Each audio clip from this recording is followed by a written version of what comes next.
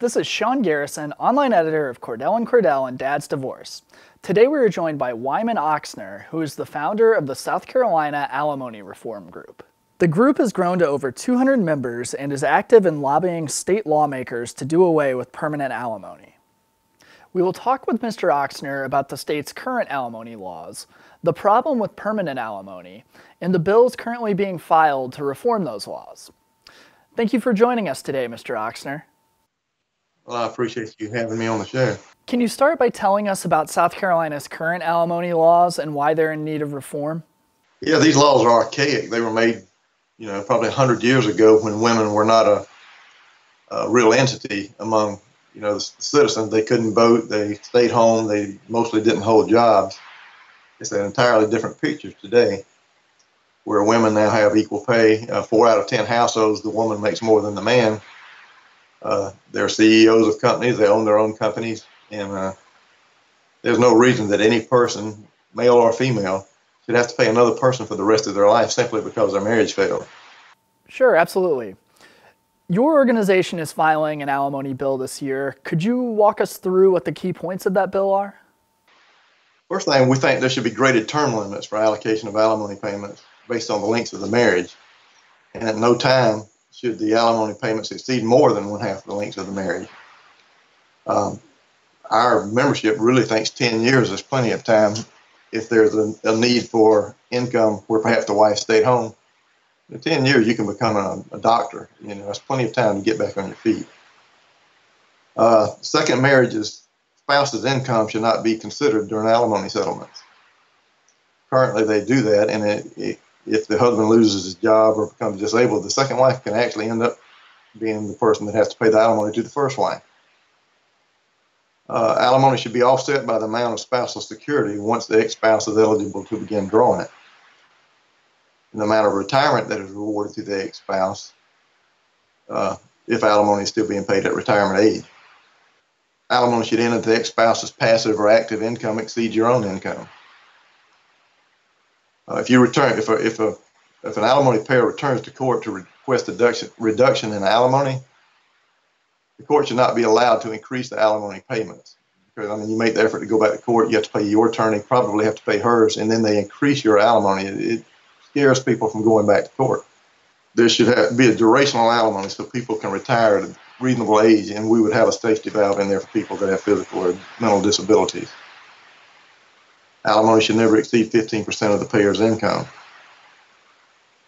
We should eliminate the 90-day cohabitation clause and change it to read simply that sharing a household expenses, vacations, being seen together as a romantic couple, as witnessed by friends and neighbors, would cause alimony to be terminated. Because if there's plenty of witnesses that you're a couple, then you should be considered a couple. Because a lot of times the spouses, the ones receiving alimony, be it male or female, there are women paying alimony too. They will move in together for 80 to 85 days, and then they'll move out for 4 or 5 days and then move back in to circumvent this law. And last but not least, they should include everybody paying alimony now and in the future. Everybody, like I said, everybody should have the right to retire. We've got people 65, 70 years old that are really hurting. They can't pay their alimony payments. They may have become disabled and lost their job. Doesn't matter. If you can't pay, you go to jail. The court doesn't pay a whole lot of attention to your circumstances. Somebody called me the other night. He's in hiding now because he can't pay his alimony. He hasn't paid his bills in a year, and he owes the federal government, and they're going to lock him up if they catch him. They got a bench warrant out for him now, and he's 68 years old. That's no way to live a life. Yeah, definitely. In addition to your organization's bill, there are 2 attorneys filing alimony bills and a bill being filed by the South Carolina Bar Association. Do you get the sense that there is some real momentum behind this cause and that real meaningful alimony reform could be on the way? Yes, we've got a lot more attention this year. We've been doing this since 2011, but the South Carolina Bar has proposed a bill this year. We've got billboards up around the Columbia area. We've currently got 9 in the Columbia area. There's 1 in Anderson. We have radio ads in Columbia and in Charleston. We're looking at and considering putting a billboard up in Greenville and running radio ads. Cost will be a consideration there, and we're thinking about putting radio ads in Myrtle Beach. But we've almost tripled our membership since last year due to this public exposure and people finding out about us. Absolutely. Is there anything else you'd like to add?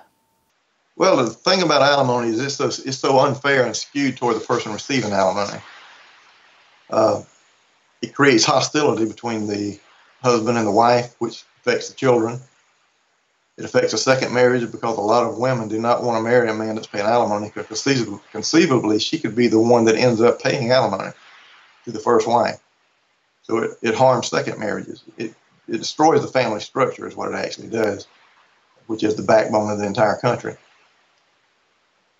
The alimony laws need to be updated to make them fair and just for everybody, not just for the one receiving the pay. The person being paid, it's almost like they win the lottery, but the person paying goes to prison. Sometimes the ex will get, they'll get alimony, they'll get part of your retirement, and then they draw Social Security when they turn 65. So their income is increasing while a lot of times the payer is decreasing, especially if he loses his job and has to take a lesser paying job. So, yeah, there's plenty of room for improvement here. Thank you for your time today, Mr. Oxner. We enjoyed speaking with you here at Dad's Divorce. Thank you. I appreciate you having me, and I enjoyed talking with you too. To read more about issues regarding alimony and spousal support, make sure to visit dadsdivorce.com. This has been Sean Garrison, online editor of Cordell & Cordell and Dad's Divorce. Thank you for joining us.